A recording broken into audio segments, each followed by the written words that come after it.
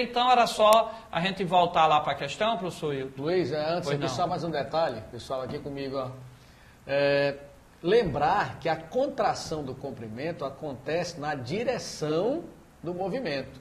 Se eu estiver aqui, como vocês estão me vendo aqui agora, se de repente eu resolvo virar super-homem e me movimento verticalmente aqui para cima, a dimensão minha que você vai ver contrair é a minha altura. Tá? A distância entre os meus ombros aqui permanece a mesma. A dimensão do corpo que sofre contração é aquela que está na direção do movimento. O tamanho do busto continua o mesmo, Continua, né? Tudo igual, tudo bonitinho. Bacana? Ok, vestibulando. Então vamos para a questão, né? Então ele colocou como eu falei, uma mesa idêntica na Terra e uma na nave. Aí na letra A, a medida da mesa que se encontra na Terra, visto pelo piloto que se encontra na nave. Olha, a mesa está onde, hein, vestibulando? Na Terra. Isso. Né? O piloto vai medir que está onde? Na nave. Há movimento? Sim. Há. Se há movimento, então a mesa não vai ter mais 1 metro. Ela vai ser o quê? Vai ser 1 metro dividido pelo fator de Lorentz, 1,25, que vai dar 0,8, tá certo? Então, bem fácil lá a resposta, né? Ele dizia que a mesa tinha 1 metro, era, Luiz? Era 1 metro, era. Aí, ó, a mesa tinha 1 metro. Não sei mais aqui onde está, não. Aí, ó. Uma mesa tá aí, uma mesa ele encontra, diz, tal, o piloto a medir a mesa dentro da nave encontrou o comprimento de 1 metro. De 1 metro, tá aqui, ó. Aqui, ó, 1 metro aí, perfeito. De 1 metro, ok? Veja que o piloto, ao medir a mesa dentro da nave. Dentro da nave, ele está no mesmo canto, 1 metro. O referencial da nave. Ó, então ele pergunta, a medida da mesa que se encontra na Terra, vista pelo piloto que se encontra na nave. Veja que a mesa está na Terra e quem está medindo está no outro referencial em movimento. Então ela não vai ser mais 1 metro, ela vai ser uma distância menor, como eu falei para vocês. Então vai ser quem? Vai ser a distância normal, 1, dividido pelo fator 1,25, que é o fator de Lorentz, que vai dar 0,8. Ficar sempre atento, Alice. Como ele já sabe que vai ter que encontrar um valor menor, ele já sabe que vai ter que dividir. Caso contrário, ele ia multiplicar. Na letra B, a medida da mesa que se encontra na Terra, visto por alguém que se encontra na Terra. Observe que a mesa está na Terra e ela vai ser medida por alguém que também está na Terra. Então, como a mesa tinha 1 metro, ela continua tendo 1 metro. Ok? Perfeito. Beleza? E a letra C, a medida da mesa que se encontra na espaçonave, visto por alguém que se encontra na Terra. A mesa está num referencial, quem vai medir está no outro, há um movimento. Então ela vai ser menor. Então vai ser o comprimento dela 1 metro dividido pelo fator de Lorentz, que a gente viu que é 1,25 pela equação. Então 0,80. Eu acredito, vestibulando, com essa daí, ó, para cá, se cair essa parte que nunca caiu, que eu tenha, né, acho que minha memória não vai falhar agora, mas não caiu essa parte ainda de comprimento com cálculo. Então, se cair, você lembra do que a gente falou, se está no mesmo referencial ou não. Ok? E todos os dois referenciais inerciais, né? Todos os dois referenciais inerciais. Um em repouso e a nave lá em MRU, tá? Só vale para referenciais inerciais. Repouso ou MRU. Tem próxima questão aí já, Tem, Luiz? vamos lá. Vamos embora. Professor Hilton aí com a próxima questão. Vamos lá. Ao vermos miragens, somos levados a pensar que há água no chão de estradas. O que vemos é, na verdade, a reflexão da luz do céu por uma camada de ar quente próxima ao solo. Isso pode ser explicado por um modelo simplificado como o da figura abaixo, onde N representa o índice de refração, tá? Esse Nzinho, ponto. Numa camada próxima ao solo, o ar é aquecido, diminuindo assim o seu índice de refração, N2 ele chama. Considere a situação na qual o ângulo de incidência é de 84 graus.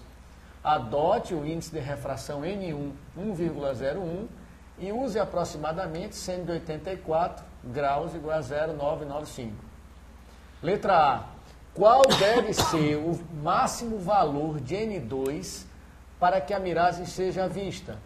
Qual deve ser o máximo valor de N2 para que a miragem seja vista? Dê a resposta com 3 casas decimais.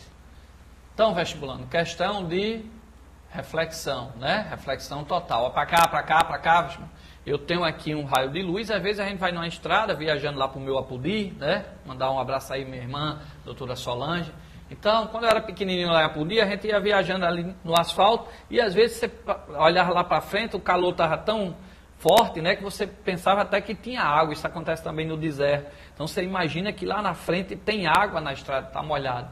Na verdade, o que ocorre ali é porque é um ar só, é um meio só que o ar que está no asfalto está tão quente que ele fica, né, rarefeito, ele muda a densidade e é ali como se existisse dois meios, o ar frio e o ar quente. E vocês viram que a luz, quando ela vem para fazer reflexão, ela bate na superfície e volta. Na refração, ela vem no ar, por exemplo, e entra na água, na piscina. Então, ela muda de meio, tá certo? Agora, vocês viram também que a luz, quando vem de um meio e passa para o outro, ela pode diminuir sua velocidade, se aproximar da normal ou se afastar. Mas há certos pontos que quando ela muda de um meio para outro, se o segundo meio for menos denso, como no caso dessa estrada, o ar frio em cima e perto do asfalto o ar quente, esse meio, como é menos denso, ela vem e ela, quando passa para o outro lado, ela se afasta da normal, tá? Então ela pode se afastar tanto que, em vez de passar para o outro meio, ela retorna para o mesmo meio. E aí a gente chama esse fenômeno de reflexão total, tá? Então a luz passa de um meio para outro, ela não passa reto. Quando ela passa, ela sofre um certo desvio, tá? Quando ela passa, ela sofre um certo desvio, mas o outro meio pode estar menos denso, né? Tá certo? O índice de refração menor, de tal forma que, dependendo do ângulo que esse raio incide, ele pode fazer com que não passe para o outro meio, ele passe e tenha a reflexão. Aí a gente chama reflexão total. Por quê? Porque quando a água entra na piscina, a luz que vem entra na piscina, ela vem, passa de um meio para o outro, ela muda, tá? Agora ela também parte dele e volta, sofre reflexão. Então quando eu tenho refração, a água iluminando o fundo da piscina, eu não tenho uma refração total. Parte desse raio reflete. É tanto que a gente vê a água na piscina, que a gente vê o que nos cerca devido à reflexão. Se eu vejo uma camisa vermelha, é porque a luz bate e volta e aquela luz vermelha vem para a nossa retina. Ok? Agora, quando está menos denso, como é o caso aí, o raio vai se afastando tanto que ele pode só sofrer reflexão e não passar por outro meio. Aí a gente chama isso de reflexão total. Observa aí na figura. O raio vinha, ó, tá? Em vez de passar aqui para outro meio, ó, ele estava tão desviando que chegou a um ponto que ele passou como se fosse um espelho, provocando aí a reflexão total. Ele veio e passou direto, tá certo? Então, se ele veio e passou direto, nós temos aí a reflexão total. Ok, professor Hilton? Como é que é a parte matemática? Quer falar mais alguma coisa? Vamos para a parte matemática. Não, vamos para a parte matemática. A parte matemática, né? Lógico que para a miragem ocorrer, devemos ter ocorrência de reflexão total, certo? Ou seja, o ângulo de 84 graus deve ser maior que o ângulo limite para ocorrer essa incidência.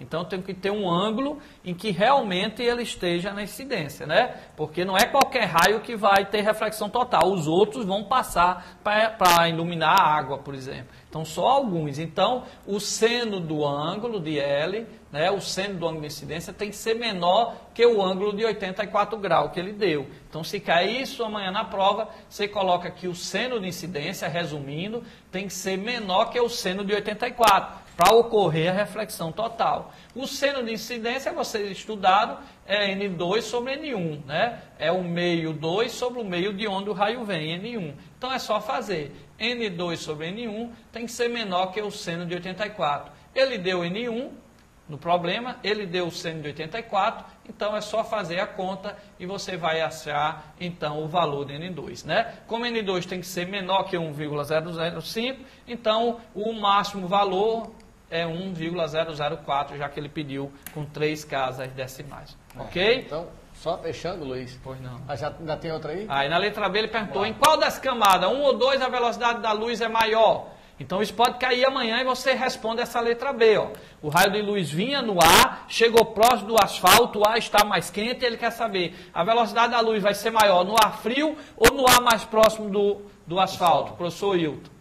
Então, lembrar, são duas condições para ocorrer o fenômeno da reflexão total. Caiu até na prova objetiva, você se lembra agora? A fibra óptica, né? Então, duas condições. Primeira, o raio de luz tem que estar vindo do meio mais refringente, mais denso, na tentativa de passar para o meio menos refringente, o meio menos denso. Foi o que aconteceu. Ele estava vindo lá de cima do alto, onde o ar estava mais frio, mais denso, mais refringente, se aproximando do asfalto, onde o ar estava muito quente. Então tem que estar vindo do meio mais refringente na tentativa de passar para o meio menos refringente. A primeira condição, que eles podem perguntar as duas condições. E a segunda é que o ângulo de incidência tem que ser maior do que o ângulo limite. O ângulo de incidência deve ser maior do que o ângulo limite. E como é que você calcula esse ângulo limite? Ele vai lhe dar lá a lei de Snell e Descartes. Aí você tem aí na sua tela, ó, aí na telinha, o seno do ângulo limite. Não, só voltando um pouquinho, voltando. Luiz. O seno do ângulo limite é o índice de refração, o menor dividido pelo maior. Porque você tem que lembrar lá da matemática que o seno não pode assumir um valor maior do que 1. Verdade. Então você vai achar o seno do ângulo limite como? Pega o índice menor, que ele dá lá na prova, e divide pelo índice maior. Pronto, achou esse ângulo limite, para que ocorra a reflexão total, o ângulo de incidência tem que ser maior do que o ângulo limite. Ou seja, o seno limite tem que ser menor, né? Isso. Ou ele tem que ser maior, ou o ângulo limite tem que ser menor, que dá a mesma coisa. E aí, para responder a letra B, velocidade de uma onda, velocidade da luz aí, ó. V igual a lambda F, o comprimento de onda vezes a frequência. Ora, quando a luz passa de um meio mais denso para o meio menos denso, a luz passou do meio mais denso para o meio menos denso, velocidade e densidade são inversamente proporcionais. Quanto mais denso, mais refringente e menor é a velocidade. Repetindo, para gravar bem aí. Quanto mais denso for o meio, maior é o seu índice de refração. Olha aí, Luiz Carlos riscando, veja bem. Maior o índice de refração, menor a velocidade. Índice de refração e velocidade são inversamente proporcionais. Olha aí, N1 sobre N2 igual a V2 sobre V1. Então, quando a luz passar para o meio menos refringente, a sua velocidade aumenta, e aí também, embora a questão não peça, o seu comprimento de onda também aumenta, tá? Aumenta a velocidade e aumenta o comprimento de onda quando a luz passa para o meio menos refringente, que é o meio menos denso. Beleza, Luiz? Aí tem as continhas, mas não precisa aí de estarem preocupados com essas contas, não é isso? Ok, vestibular, para cá, e o que o professor Hilton colocou. A luz vinha de um meio, passou para outro. Aí ele disse que, lógico, no meio menos denso, é mais fácil da velocidade aumentar, é tanto que se afasta do normal. Você viu isso em sala, a velocidade aumenta, tá? Se a velocidade aumenta, o comprimento diminui. Por quê?